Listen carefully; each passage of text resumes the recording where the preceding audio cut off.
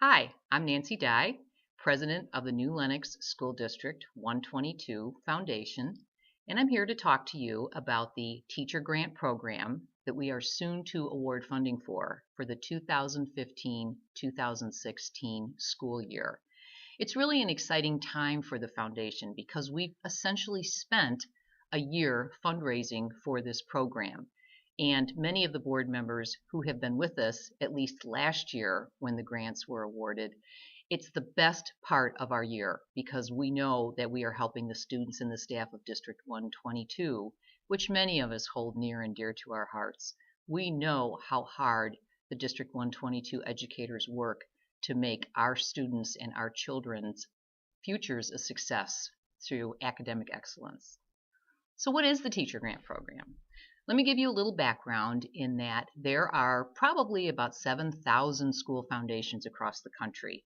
Most of them fundraise for teacher grant programs because some states might be better than others, but for the most part, and Illinois, of course, is no exception, school foundations are helping districts that are receiving unpredictable and uncontrollable amount of state funding. Some of them are filling the gaps in more than others. But for the most part, school foundations raise money for funding that schools will not spend on their own, or they will award partial funding for things that the school district is just having a hard time fitting in its budget. So when the New Lenox School Foundation started, what we wanted to do was to create an E3 grant application process, which we've used for this will be our third year. The 3 E's are essentials, enhancements, and also enrichment for things above and beyond, again, what the school district won't fund. Our first year, we bought 200 Apple TVs. So essentially 200 classrooms in District 122 could have an Apple TV, and it reached a maximum number of students. We also funded a Scholastic Art magazine, which is totally in contrast to what an Apple TV is, I suppose, but that Scholastic Art magazine was timeless, and it reached all 4th, 5th, and 6th grade art students throughout the district. Last year, we concentrated more on technology in tandem with the Common Core standards that most of the states are adopting and are for technology-based learning. One of them was a digital teaching manual pilot for all K through 2 students. Another one was a math textbook for all 4th through 6th grade students, and it was as much for their teachers as them to acclimate to Common Core standards. The last expenditure we funded was for TAPIT, and TAPIT is a fancy word for a computer desk for special needs students. And all special needs students in the district are able to go to Cherry Hill and use the TAPIT. We've gotten reports from the different schools about how they are using these funds, and we look forward to continuing that this next school year. So how are we going to do that? Through various fundraising initiatives, which I'm going to cover in a few minutes, we have been able to garner $20,000 in funding. And we will see what types of requests we get from the time of this taping until May 1st.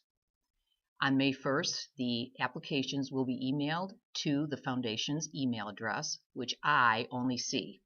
And I underscore that word because my 4 children who received awesome educations through District 122 are all adults, so I have no vested interest in a particular school or grade getting grant funding. Upon receipt of the applications, I will mask the submitters, and then I will scan them and email them to the board.